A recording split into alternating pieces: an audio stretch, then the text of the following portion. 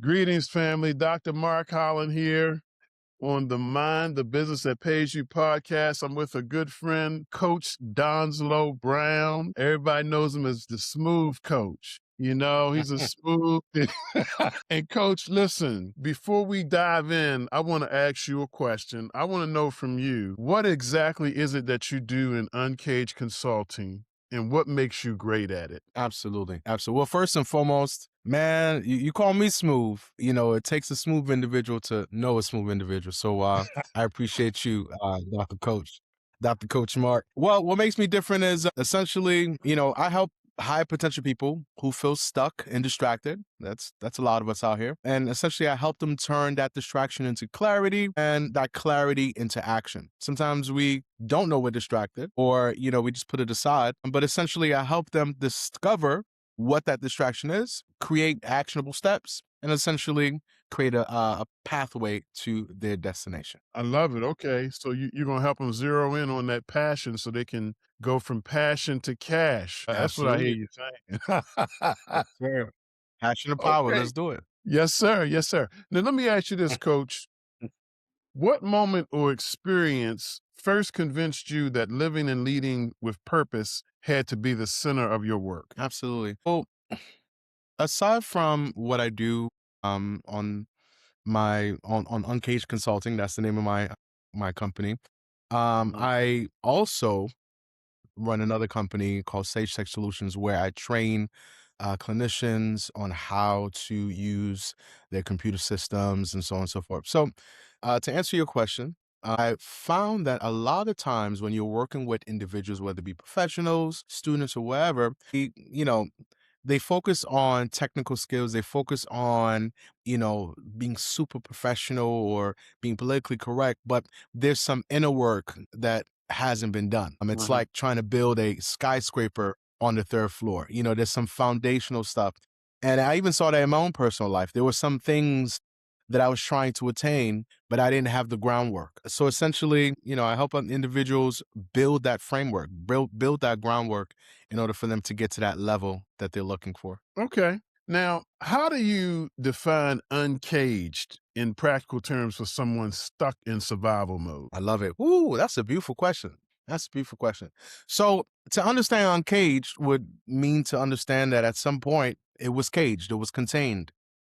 Whether it Hmm. was contained, it was held down, or it was being held up. To be uncaged doesn't necessarily mean to be at the destination. It just simply means to be revealed, to be out, to be on its way. A lot of us are trying to master something or trying to be at the top of the mountain when really we really need to be focusing on the process on getting there. We get stuck with the how do I do it and when am I going to do it and is now the right time to do it when we really should just be focusing on doing. So uncaged means to me simply just being able to get in the process of getting to your destination. Doesn't necessarily mean that you're there. Another good example of that, Mark, is an Hmm. eagle. The eagle flies, but for the most part, eagle soars. It's something it does naturally. All right. And Hmm. so uncaged to me essentially just simply means being able to fly or soar without effort, just simply being. And so let me tell you why I feel that your work is so critical. Because the thing is, I've noticed that so many people, when you're stuck, and that's your mentality, a lot of times people begin to blame other factors around them for the reason that they're where they are. And so, do you find that when you're dealing with a lot of folk, you have to get them out of the blame mentality and get them into the mentality where they know that there's a bit of self-determination that has to take place? Absolutely, Mark. Absolutely. Funny enough, as you're talking, what's coming to me right now is that old Michael Jackson song, Man in the Mirror. And Mm. Michael says, I got to make a change for the rest of my life, right? And everything that he's declaring, everything that he's essentially calling out, he's not pointing the finger at his mom or his dad, or he's not calling it Jermaine. He's not calling any one of them. He's talking about Michael. He's talking about the man in the mirror. And oftentimes, yeah, I have to, and I believe you've said this quite a few times in your messages. What are you going to do about it? Right? Yes, Ask sir. my clients, what are you going to do about it? Or what is it that you have or haven't done in order for you to get to what you're looking for. So yeah, oftentimes, Mark, I agree. We definitely have to look at that man in the mirror. I have to definitely look at the man in the mirror moving forward. Now, let me hit you with this because there's something that differentiates you from a lot of people that I have talked to, and I wanted to kind of highlight it because I think that it's going to really benefit you because some people need exactly this. So I'm going to give you an opportunity to talk about how you blend emotional intelligence, cognitive behavioral therapy, and faith. Just walk us through how those interact in a coaching session. Absolutely. So when you think about anything that you're trying to do. All right. And I love the fact that you mentioned the fact that, you have to look at yourself. You have to look at the man in the mirror. Okay. Cognitive behavioral therapy, as well as emotional intelligence, requires an individual to review not just their thoughts, but the actions and the feelings and the intent behind the thoughts. So if I have a client and they come to me and they say, D Brown, I've been stuck. I'm blaming, every time I try to do something, I'm thinking about what my mother or my father didn't do, or I'm blaming my boss, I'm blaming my colleagues. And oftentimes, in my session, what I would get the individual to understand is, and don't get me wrong, there are times where they've legitimately gone through things from their parents or their boss or outside forces. But in a session with me, what we often talk about is, what role do we play? All right. Mm, At the end of the day, we are the main characters in our story. Okay. mhm. And, the main character goes through so much. But ultimately, once we understand our role and understand the roles of others, we're then able to navigate, reflect, and also come up with a plan of action. So you also ask, how does faith or biblical principles play a role in this? Well, oftentimes we'll reference different biblical stories.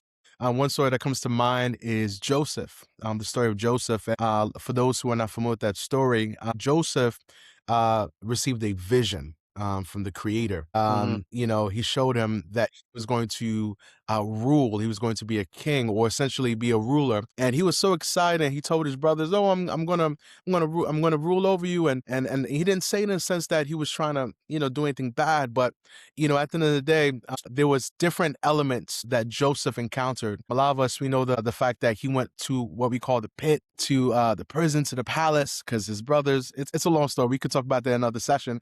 But he went through so much, and a lot of people just expect to get on top of the mountain. But again, there's a whole process that we go through within my sessions. Again, to bring it home, essentially, I use biblical principles, biblical stories to align what people are actually going through, and I help them to understand how they feel about the situation and what they can do better moving forward. So what I think I hear you saying is we're not denying that others have had impact on us and that there have been external forces that have worked against us. What we are doing is saying, despite that, we have the power to move on if we take charge of our lives. Is that a fair statement? You got it. Perspective. Perspective is everything, Dr. Mark. Perspective is everything. And just to piggyback off of what you just said, things are always going to happen. I'm Mhm. sure somebody has crossed you just this week, Dr. Mark. But you, through wisdom and Who you been talking perspective, to? hey, Who you hey talking man, hey man, don't get me in trouble now. What do you know? Listen. Listen, listen. But what I'm saying is, brother, what I'm saying is, at the end of the day, once we change we're going to go through some things. We're going to go through some Mhm. things in life, but it's very important for you to view it from a different perspective. Oftentimes, I've learned in my short 37, 38 years on this planet, you're going to go through those things over and over again, right? It may not be on the same level, right? But you're going to go through certain things over and over again. The main thing is for you to get better, not get bitter. Don't get bitter because this person's doing. Don't get bitter because somebody cut you off and on the road, or this family member is doing this. You know that they've been doing that since 1988. Mhm. We're in 2026. So because you know that they do that, we're not going to get better or bitter. We're going to get better, and that's essentially what we talk about. Well, I did a little bit of snooping. I was on your all up in your Facebook and trying to see where you've been mentally these days. And I ran across something, and you said You read Dr. Mark. focusing on being the best uh, can be an issue. And what I loved about what you said it was that it kind of married up. I was listening to something Tom Brady said the other day. He said that, listen, his story is interesting because he was the seventh in line in quarterbacks, then he was the fourth in line. But he said something. He said, if they ever let me on that field when I get to the Patriots, they will not take me off. Man, Right. And so he spoke some truth there because once he got his chance, man, and listen. what led into that chance and what I want to let you loose on is the importance of being consistent. Yes, yes, yes. Talk to that for me. Consistency is everything. Can I tell Mhm. you something, Dr. Mark? I'm gonna tell you something that you know already. Yes, But sir. for those who are listening right now, I'm gonna say this to you. You will win 100% of the time if you remain consistent. The Mhm. second thing I'll say is, and Dr. Mark spoke on this earlier. A lot of us, we want to be masterful. We want to give off that image that that we got it like that. That we're on top of the mountain. That we've arrived. That we are the king of the mountain. Everything like that. And that's okay. That time will come. But the world, as much as they need your mastery, they also want, all right, you to have some practice, some skin in the game. They want to see that you have the ability to be able to do it. And at the end of the day, the only way that you can establish mastery is if you consistently work at your ability. So Mhm. to your point, Dr. Mark, again, ability, or rather consistency, when you're constantly doing something in the right direction, of course, because I can turn the cold faucet on and I'm looking for hot water. Hot water is never going to come out. So make sure in the midst of your consistency, you're consistently going in the right direction. Yeah, you A lot of found the people are like, right all right, thing. Don, you told me if I keep going left, I'll eventually get right. No, No, that's not what I mean. But what I'm I didn't saying is, say if that. you are I didn't consistent, say that. perfect, I didn't say it. That wasn't me. That was some other coach. That wasn't me, I promise. But what I'm saying is, matter of fact, I'll end it with this. I think it was Michael Jordan, if I'm not mistaken. One popular athlete said, "You miss 1,000% of shots that you never take." That's it. So can you That's it. imagine you're shooting a basketball, you have your goal in mind. You're throwing your basketball constantly over and over and over again. Now I'm not throwing my ball, across the street. I'm not throwing it somewhere else. I'm throwing it in the hoop. I have a single destination, and I'm constantly throwing that ball. Now I might miss if I shoot about 100 of them, and I only make 30, I'm still winning. Why am I Mhm. winning? Because I'm consistently going after my particular goal, right? But if I Yeah. pick up the ball and say it's not going to work, or I don't got it, or I want to show them the best, but you never be the best if you don't take that one shot. The same way for that person who, and I can quickly speak to this, Dr. Mark. You're looking at someone who's lost over 100 pounds. I still got a ways to go, but I've lost over 100 pounds. And that didn't happen by me sitting down. That didn't happen by me just wanting to lose weight. It didn't happen because I was crying in the middle of the night, or I was sad, or I was emotional about it, or I told this person. No, it happened because I got up and I And you took consistently went. action. I took You took action. action. Absolutely. Now, I'm a Maxwell guy, John Maxwell, and he has a Absolutely. a book that says, "Sometimes we win, sometimes we learn." And Mhm. so, the very important point that's worked for me is that even when I don't think that I won in the eyes of everybody else, I Mhm. still won because I took the action, I was consistent, and I learned. And when we continue to learn, man, we can't be stopped. What are the most common cognitive or emotional barriers that you see people that keep people from living intentionally, and how do you help them overcome them? Absolutely. Self-doubt, number Mm, one, number one. And that's so close to me because I feel like I've had that for a very long time. Thankfully, I don't anymore, but self-doubt. And that usually stems from, the upbringing, nature versus, well, I don't want to say nature versus nurture. I don't believe the creator put that self-doubt in us. There's actually a biblical scripture that says, that the creator hasn't given us a spirit of fear, but of power and of love and of sound mind. So I believe oftentimes, especially with some of my clients, it's their upbringing, the way the mother spoke to them, the way the father wasn't there, or whatever. And essentially how I deal with that, how I encourage them is, first and foremost, I just want to point out that I don't have the exact answer for everybody. Like I don't expect my clients to come in and tell me their problems, and I say, hey, A, B, and C, and you'll be good. This is your prescription here. Go on. You slap them in the backside and they're off. No, no. I listen to them and I get them to discover their answer from within. Okay. So in that scenario, I would remind them of the things that they've accomplished in their lives. You see, we weren't always in a state of self doubt, Dr. Mark. People aren't always doubting themselves. People aren't always 100%, beating themselves up. I think it's a stinking thinking, if you would. I forget who coined that term, but there's a stinking thinking that is on autopilot. And unfortunately, that stinking thinking, rather than leading them into a realm of faith, leading them into a realm of expectancy, it leads them to a realm of doubt, and just it makes life so difficult to live. So again, with a client who comes to me and has those particular issues, I remind them of their wins. I remind them why they are the king of their scene. Right? I remind them why, as Les Brown always says, they remind him of the greatness that's inside of them.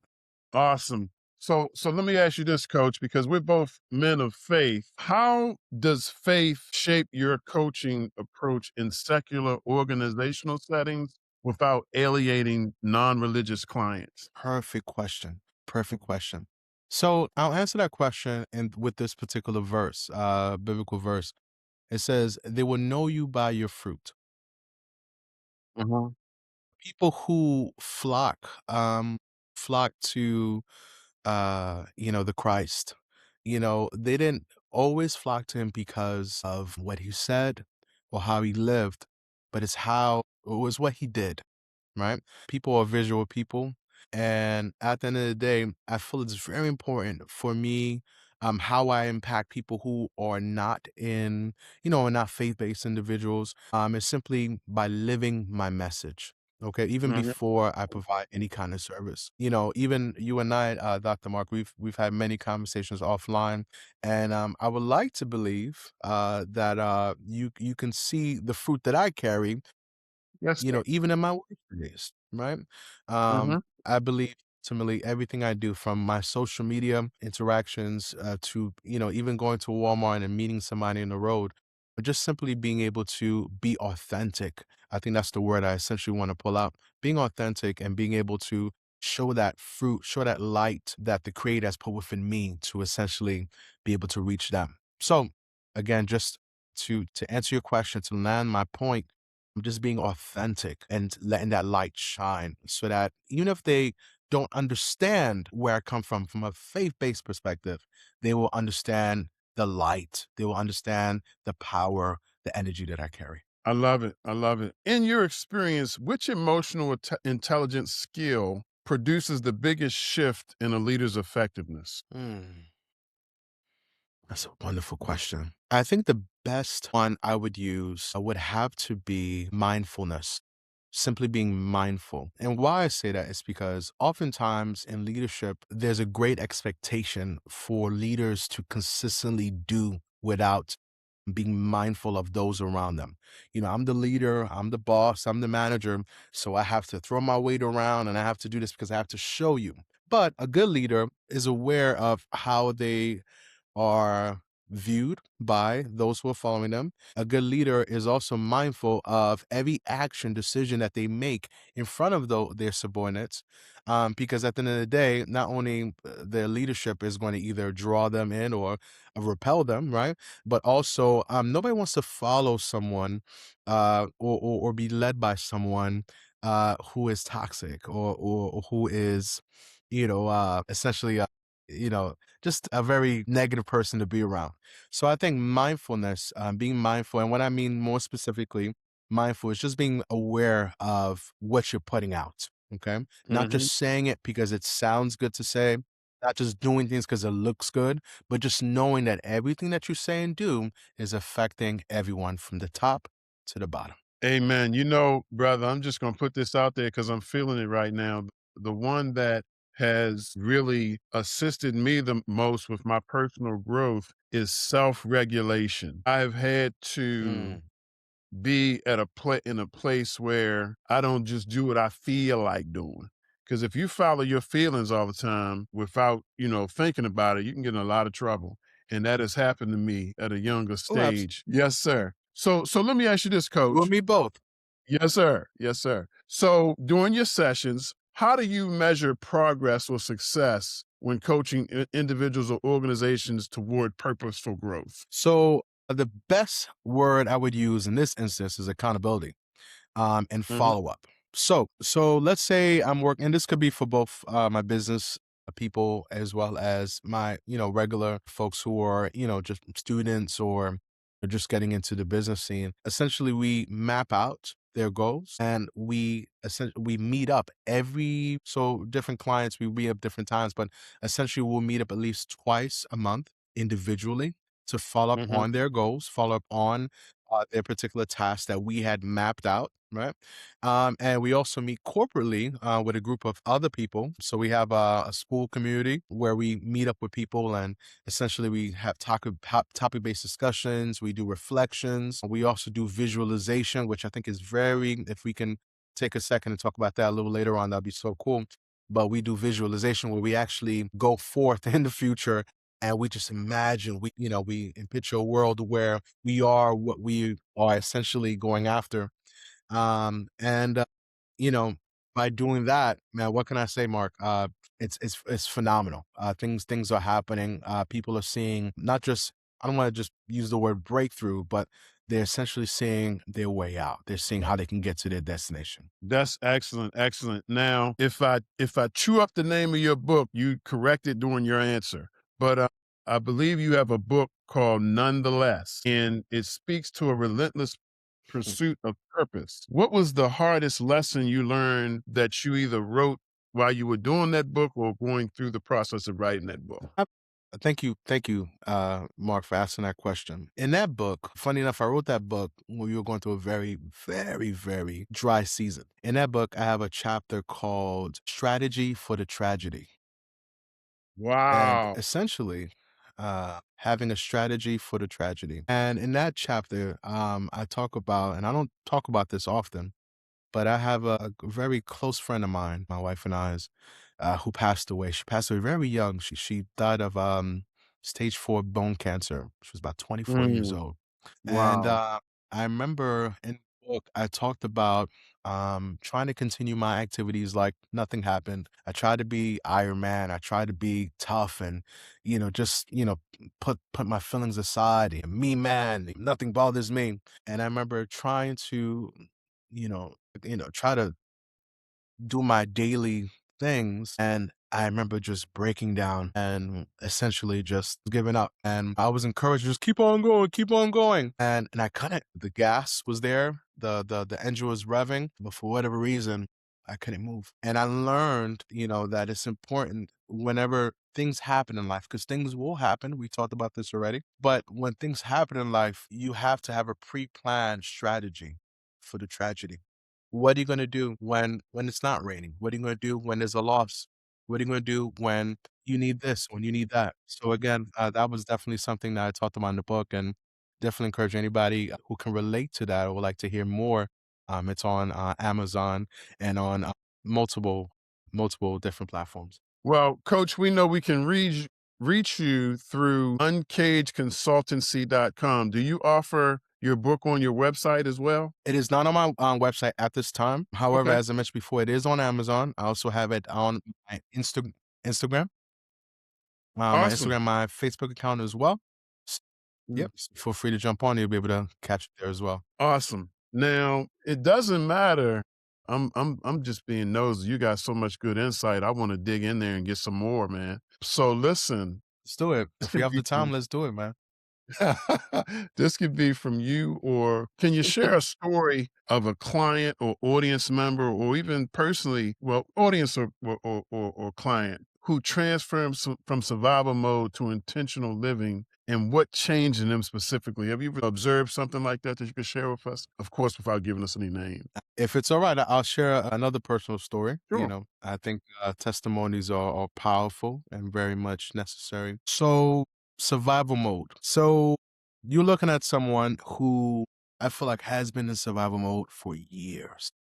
The problem with survival mode is that a lot of people don't realize they are in that mode, and you kind of get stuck there if you don't identify it. Right? Mhm, So how I know I was in survival mode was even when I was on vacation with my wife, mhm. my mind was still processing. For those who are not familiar with what survival mode is, a simplification of what it is when you've gone through so much and whether it be traumatic or just something that's really stressful, and essentially anything else that you go through in life, you're just trying to endure. You're enduring, and you're also hoping. You're constantly in a state of hope, and you're constantly in a state of you know lack of peace. And again, going back to my story, my wife and I was on vacation, and my mind was just constantly just looking at the time and processing what could potentially happen, and I just could not enjoy the present time.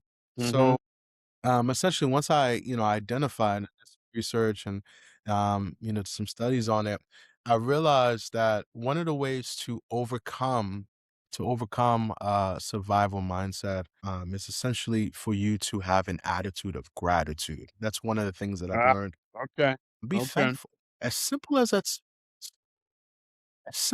sounds, be thankful. Why I Mhm. say that? When you are thankful, there's something about thankfulness that like we said before, there's always going to be something going on, right? There's always something that's going to happen. But when you're in a state of thankfulness, what ends up happening is that energy that you put towards that situation, it redirects and it goes somewhere else. It goes to a more positive spectrum. Okay. It goes into um, a realm of faith, if you would, right? It goes into something that essentially takes you to your next. Okay. I remember years ago, a close friend of mine once said, don't endure your journey, enjoy it, regardless I of what love you're that. going through. I love that. So Mhm. again, for me, in the midst of everything I was going, in the midst of all the things that I was trying to do, that was one of the things that I've learned to practice more than ever. To enjoy my journey, for me to have an attitude of gratitude, Coach, and as the saying goes, I'm smell gonna the keep coffee, going. I man. think Smell the you can coffee, smell the hear m roses. I don't think you Just can the hear me. simple things, because things are always going to happen. But just enjoy the simple things. How do you help leaders balance conviction and humility when making difficult decisions? Conviction and humility. So, funny enough, that is something that a lot of leaders, unfortunately, struggle with. And not Mhm. because they don't experience conviction or humility, but because they don't want to acknowledge it, right? They want to acknowledge the softer parts of being a leader. A lot of times, and not to pivot, right? Not to pivot from the question, but a lot of times, a It's lot of okay. leaders, yeah, it's okay. It's okay. I don't think I know that those who are following a good leader love to see transparency, even in the midst of showing a form of weakness. And that weakness is not you being weak. That weakness is you showing that you're still Mhm. learning, as we all are, right? But yeah, the biggest thing is just getting them to acknowledge that, by acknowledging that again allows the people that are working with them or working for them to I'm not gonna lie to you, coach. My mind went to one particular point and I lost that last part of what I was saying. Please, can you revamp that question for me one more time? Sure, it's not a problem. What you're displaying is humility, brother. You good. That's it. That's my I'm not gonna lie to you. I forgot it. I forgot it. Phew, my mind. I was too busy trying to give you a smooth answer and the smooth that derailed. So It's so all to good. be transparent, man, I'm gonna be honest. Yes, sir. It's all good. You nailed that one. You nailed it because you gave us our answer. So let's go on to this one. What practices or disciplines do you recommend for maintaining consistency and avoiding backsliding into old patterns? Whew. Accountability. And I feel like I've used that word a few times today, but accountability is the name of the game. Sometimes it's the same answer, and that's okay. Yes, sir. Yeah. Accountability. Also having core values. I think we should start with core Oh, values first. wow. Okay. If there's a saying, if you don't stand for anything, you what? Fall for, ugh. You have to have. core values. I've been in Mhm. different arenas, different environments where if I didn't have core values, I wouldn't be standing here today, right? Mhm. I wouldn't have the things that I have, or I wouldn't be viewed in the way I'm viewed now. Again, it's because of my core values. So again, core values, accountability, okay? Having someone to be like, hey, remember you said you was gonna do X, Y, and Z. Remember we talked about it, not beating somebody up, but just simply having somebody that is going to hold you accountable, tell you, hey, brother, man, you told me you was gonna, hit the gym the other day. I still see you spinning around Krispy Kreme every time that light go up. What's going on? You got Mhm. to have those people around you, people who love and care about you, right? And the last thing I'll say is we talked about being able to have core values, accountability. I think is very important to have an established prayer life. And the reason why I say that to help you from backsliding, I mean, that should have been the first thing, to be honest with you. It's Mhm. always spiritual before natural. To have the reason why I say have a seasoned prayer life is because a lot of people don't notice when you're praying, we spiritualize everything. We make everything seem so religious, but when you're praying, what you're actually doing is you're communicating with the Creator, right? You're speaking to Him. You're not just throwing words in the air and just hoping it reaches somewhere. If you firmly believe that your words are going reaching His ears, He's going to hear you. And in the way that you get answers can be in so many different ways. All right. Mhm. Even if you were going to go to Krispy Kreme that day, all of a sudden you get that tap on your shoulder. Or maybe you was going to go pay that girl a visit. You was going to pay that colleague a visit that you had no business going to visit. All of a sudden your car broke down. Don't know what. You know what I'm saying? So many different things. Mark is like, I don't know nothing about that. I've been married for 1,800 years. But Yeah, listen, listen. I just clapped, bro. Hallelujah. I know. Mark is Oh. like, listen, that's my don't know.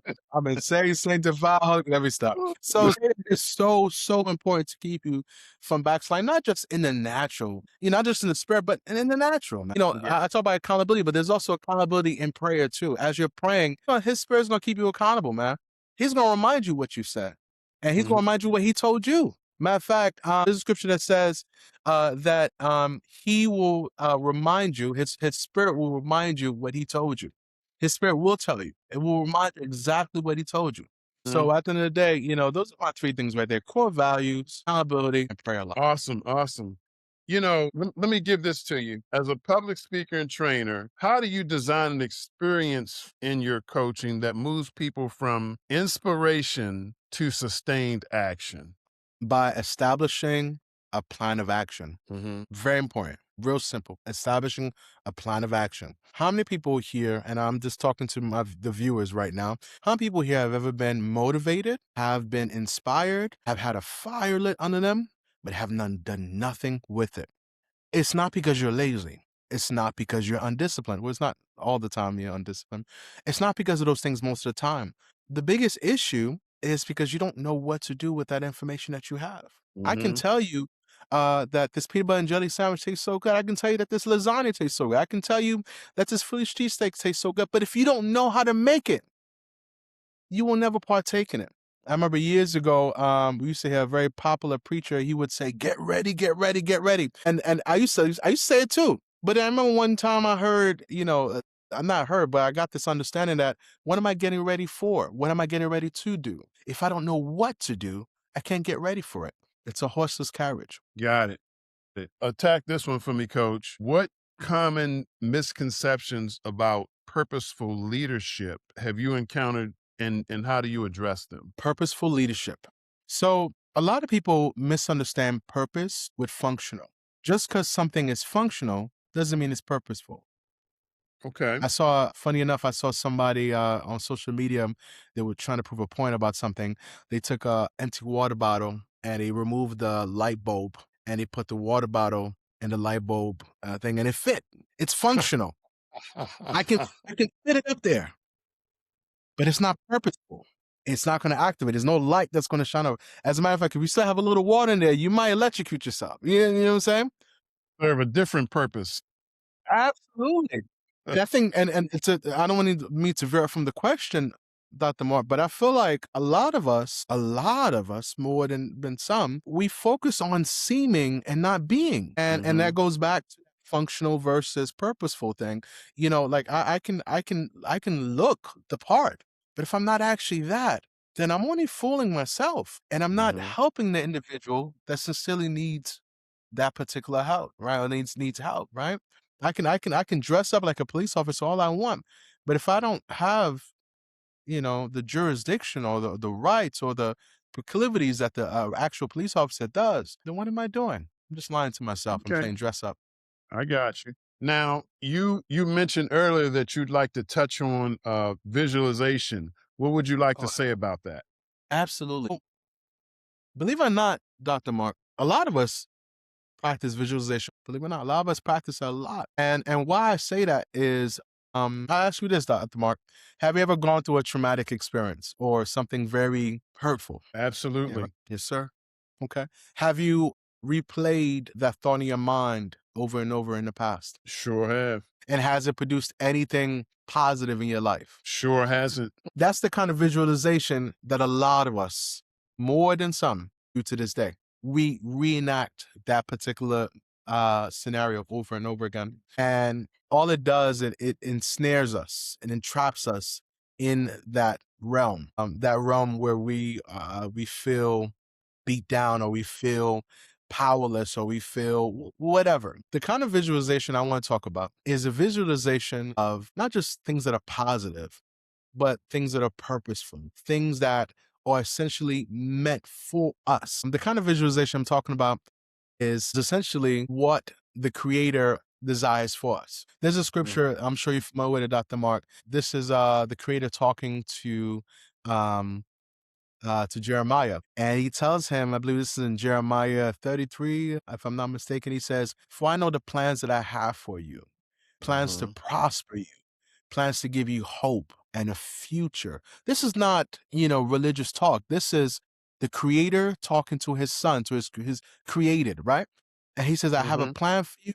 This is just him talking, giving him instruction, telling him exactly what he has from his heart to his, from the creator's heart to his. He says, to prosper you, to give you hope and a future and an expected end. Mm. Yes. So the reason why I pulled up that scripture, Dr. Mark, is because these are the things that we are visualizing. We're visualizing the fact that the Creator, our Father, has a plan for us, a plan to prosper us. It's not a prosperity thing.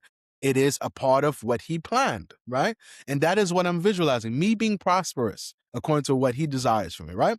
And I'm visualizing that He's giving me hope and a Hmm. future, right? So essentially, I want to land, the point I want to make here is I want to help individuals, or we're helping individuals rather, redirect their mindset, their perspective, what they are constantly thinking. I'm not trying to tell you what to think about. I'm trying to remind you what He has put within you. Awesome. Awesome. Now, little birdie told me Uh that oh. you are either have started or you're soon to start the Uncaged Potential podcast. So Yes, tell us a sir. little bit about that. Woo! I'm glad you mentioned that. So, the Uncaged Potential podcast encumbers everything that we talked about so far: personal development, faith-based development, cognitive behavioral therapy. But essentially, my main thing is to share on a weekly basis with the audience different ways that we can pivot from how we've been thinking, how we've been acting, how we've been reacting to life, how we can essentially enjoy the life that we've been given versus enduring it, and essentially being able to share other individuals who have discovered their uncaged potential. And if I have a couple more seconds, Mark, I just want to quickly say this part right here. An Sure, sure. uncaged potential, thank you. An uncaged potential is not necessarily a potential that is activated or achieved or realized. An uncaged potential is a potential, and I think I started to say this earlier in the conversation. Uncaged potential is a potential that is in motion. And what do I mean by that? You ever been told that you have potential, Mark? Sure. Yeah. I'm sure, yeah, I'm sure our listeners have heard that as well. I've learned to not like that statement anymore. I Hmm. actually don't like when people tell me that. I hope nobody tells me that Okay. again in my life. And let me tell you why. Potential means that you have energy stored up, built, There's so much inside of you. But that potential, guess where it goes? Nowhere. Just stagnant. When you have Just an uncaged, it's stagnant. And we know that anything that is stagnant stinks. thinks. Anything that's stagnant, yep, anything that's stagnant eventually dies. So I Mhm. don't want to be stagnant. I don't want to stink, and I don't want to die. Right? But anything of an uncaged potential is again a potential that is no. I might not have reached my destination yet, but my potential is now in motion. It's en route. It's uncaged. It's released to do what it needs to do. It's now, in other words, Coach Mark, it's kinetic, which All is right. energy in motion. In motion. All Yes, right. sir. Right. Okay, my brother. Now we're gonna bring it home here with this question. So give me Let's what bring you it got. home. So looking ahead, what is one bold goal that you have for Uncaged Consulting, your writing or your speaking ministry in the next 3 to 5 years? Ooh, 3 to 5 years. So right now, my goal is we have a few books that have already been written. They just have to be published, right? So Okay. publish the rest of our books for now for the next 3 to 5 years. I'll give the name of one of them, which is called The Art of Hating. Oh, I know.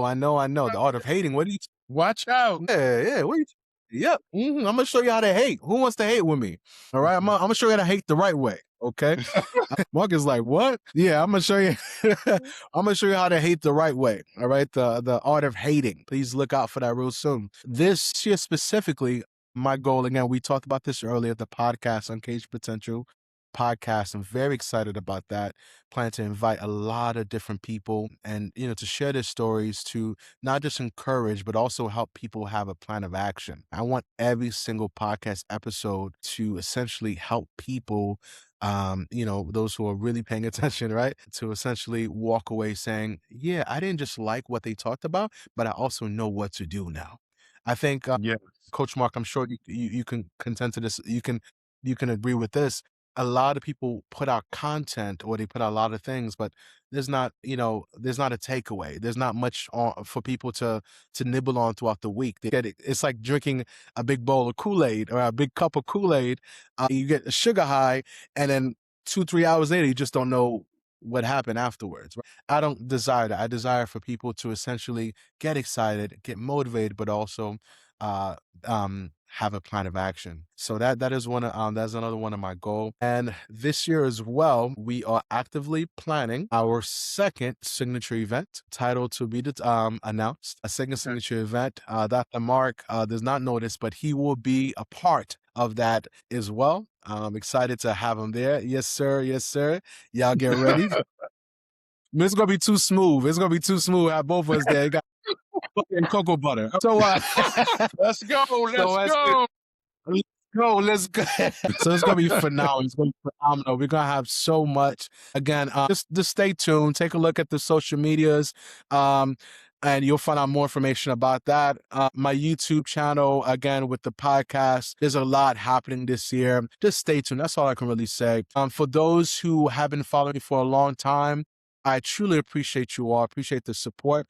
And believe it or not, Dr. Mark, since I've started this, I just want to quickly send a beautiful, wonderful shout out to my wonderful, illustrious, beautiful, divine queen, my wife, Alicia Brown. She has been my support system, literally my number one cheerleader. But aside from being my cheerleader, she is my accountability partner. She is my good thing. She is my rib.